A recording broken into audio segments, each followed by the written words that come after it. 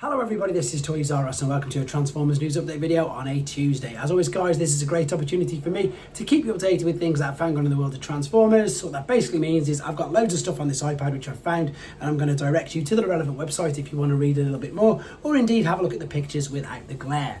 Let's kick off with probably the one event after SDCC in New York that I would definitely like to do in America. I still think next year is a bit too early for my young family, but I would love to attend TFcon Orlando. So the dates for next year confirmed, October the 23rd to the 25th. Couple of reasons. One, I just love to attend a TFcon.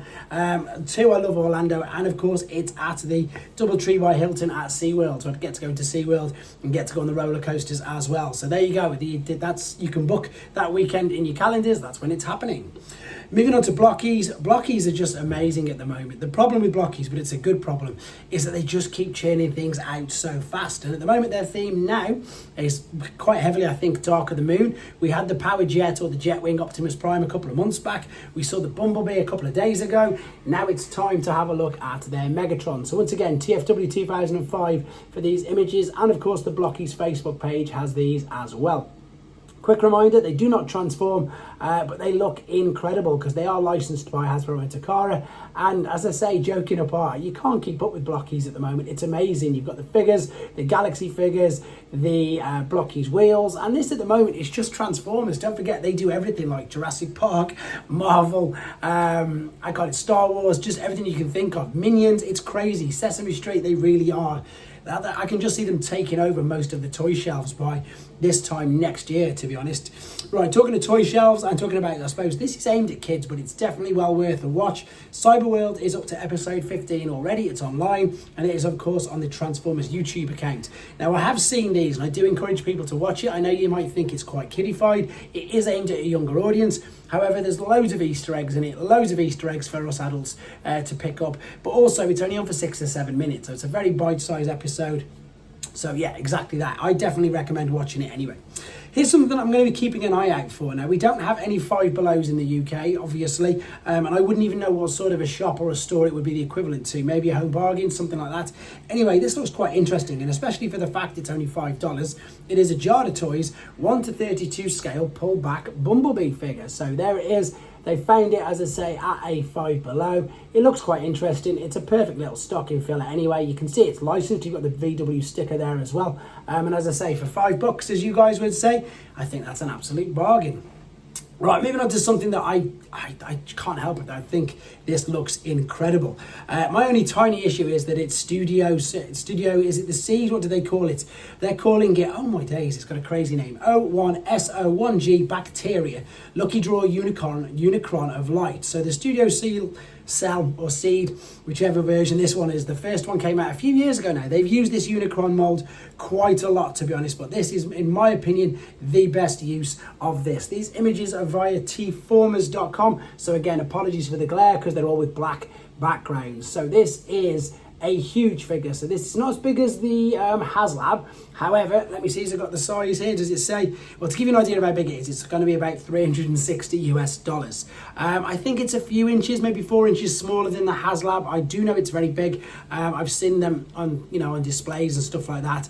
It is massive, and again, it's the Studio Seed 01. It's just a reuse of that mold. We've got quite a few images to look at here because it looks incredible, and to be honest, I think this looks better than any other uses of the mold. I'm lucky enough to have the HasLab, which is probably the main reason why I've never needed these. However, this guy in this particular colour scheme just looks crazy good. And of course, the thing is, as you'll see in a second, he does actually glow in the dark. Now, of course, this isn't a HasLab, this isn't Hasbro or Takara, this is a third-party company. They can't use the correct names because, as you can see, we have the alternate mode, which means that he does transform. So there's plenty of videos out there on the original use of this mold if you want to check that out. But I think this colour for the win, 100%. It looks so good. Imagine that, I say, hanging from your ceiling, and then you'll see in a second just how well it looks. There you go, with its glow in the dark features as well. So that's definitely the win for that particular use of the mold for me anyway. I think it looks incredible. Very quickly, more third party. This is Cang Toys. This is their Chug Scale Brontosolid, which is their take of a sludge figure. Their Dinobots are very stylized. They also are going to combine to form Volcanicus, and as I say, they've already done the masterpiece version. There's an image here of the comparisons. I'm just going to show you the images. These are available on Show Z. They're available on Cang Toys Weibo page, and indeed TFW 2005 as well.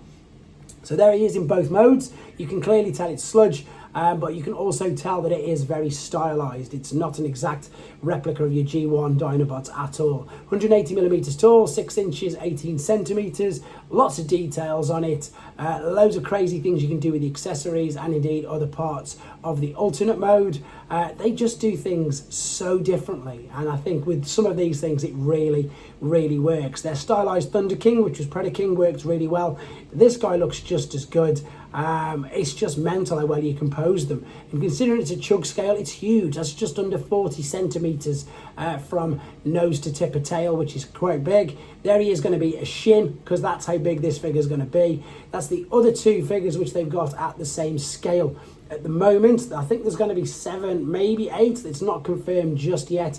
And there he is compared to his masterpiece scale version as well. So there you go. Also, very quickly, New Age are shipping out their Great Shot, which I know makes people very happy. And then very quickly to Show Z's website, which is where you can get loads of these figures and official ones as well. This is some of their pre-orders. There's the brand new YOLO Park Rise of the Beast RC. You've got your DNA upgrade kits there. You've got your Doctor Wu combiners. You've got your Cyan train bots. There's so much stuff on here, guys. You'll see more masterpiece figures, fans toys figures, fans hobby figures, missing link figures, masterpiece, movie masterpiece, DX9. There's the Unicron in question, and there's everything on here. As I say, apart from mainline studio series and generations, you will find all Takara products, YOLO Park 30 Blokees, etc. They are all on there, and Flame Toys. There you go, guys. That's the news for now. If anything else drops, of course, I'll let you know straight away. Thanks for watching. Take care.